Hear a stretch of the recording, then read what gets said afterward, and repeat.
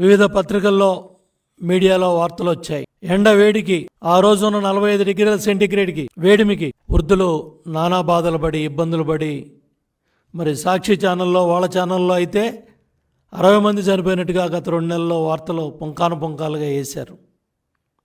వీటన్నిటికీ కూడా కారణం మీ జగన్నాటకం, మీ దుర్మార్గం, మీ పైచాచికత్వం.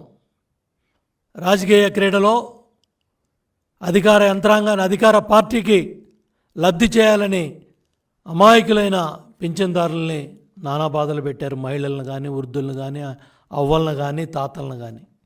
ఏప్రిల్ నెలలోనేమో సచివాలయాల చుట్టూ రప్పించారు. మే నెలలోనేమో బ్యాంకుల చుట్టూ తిప్పారు. నేను అడుగుతున్నా చీఫ్ సెక్రటరీ జవహర్ రెడ్డిని, సర్ఫ్ CEO మురళీధర్ రెడ్డిని, ఇంతవరకు ప్రభుత్వ పరంగా ఒక్క స్టేట్మెంట్ బయటకు వచ్చిందా? ఇళ్ళ దగ్గరికి వెళ్ళి ఎంతమందికి ఇచ్చారు? బ్యాంకుల్లో ఏ బ్యాంకుల్లో ఎంతెంత డబ్బు వేశారు? ఇప్పుడు దాకా ఎంత విత్డ్రా చేశారు? ఎంతమంది తీసుకున్నారు? ఎన్ని ఇబ్బందులు పడ్డారు? ఆధార్ దెమ్మనొకడో, పాన్ దెమ్మనొకడో, ఈ బ్యాంక్ అదనొకడో, ఆ బ్యాంక్ అని సచివాలయ సిబ్బంది ఏ బ్యాంకులో ఉందని ఇళ్ళకెళ్ళి చెప్పి రమ్మంటున్నారు. అదే సిబ్బందితో ఆ డబ్బులు వెళ్ళి ఇంటి దగ్గర ఇవ్వడానికి ఏమి నొప్పి అని నేను అడుగుతా ఉన్నా చీఫ్ సెక్రటరీ జవహర్ రెడ్డిని. అయిపోయింది కదా, ఎన్నికలు అయిపోయాయి. ఇంకా మీ కుట్రలు ఆపండి, మీ కుతంత్రాలు ఆపండి, మీ దుర్మార్గాలు ఆపండి. జరిగిన అన్యాయాన్ని ఒకసారి చూడండి, జరిగిన నష్టాన్ని చూడండి. వాళ్ళు పడ్డ బాధలో మానవత్వం ఉంటే ఇమీడియట్గా స్పందించండి. ఈ నెలలో బ్యాంకుల్లో వేసిన డబ్బులు, ఏ బ్యాంకుల్లో ఎక్కడెక్కడ ఎంత డబ్బు పడింది, జిల్లాల వారీగా, రాష్ట్రం మొత్తం ఎందుకు ప్రభుత్వం ఈ వాస్తవాలన్నీ బయటపెట్టలేదు?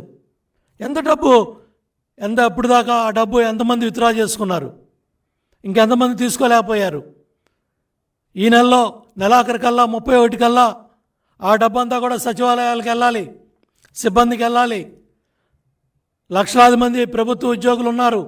వాళ్ళందరితో కూడా బ్రహ్మాండంగా ఎవరైతే కౌంటింగ్ ప్రక్రియలో లేరో వాళ్ళందరినీ కూడా సద్వినియోగం చేసుకొని ప్రతి ఒక్క ఎవరైతే ఉద్యోగస్తులు ఉన్నారో వాళ్ళందరినీ కూడా ఇంటికి పంపిస్తే 45 నుంచి 50 మందికి 1 నుంచి 2 రోజుల్లో ఈ ప్రక్రియ అంతా కూడా పూర్తవుతుంది. పూర్తిగా పింఛన్లన్నీ కూడా ఇంటికి వెళ్ళి ఇచ్చే అవకాశం ఉంది.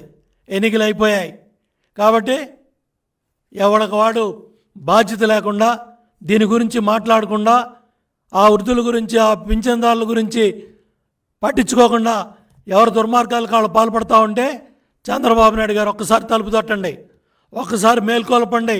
మళ్ళీ ఒకసారి వాళ్ళందరూ కూడా చాలా నిర్లక్ష్యంగా వ్యవహరిస్తూ ఉన్నారు.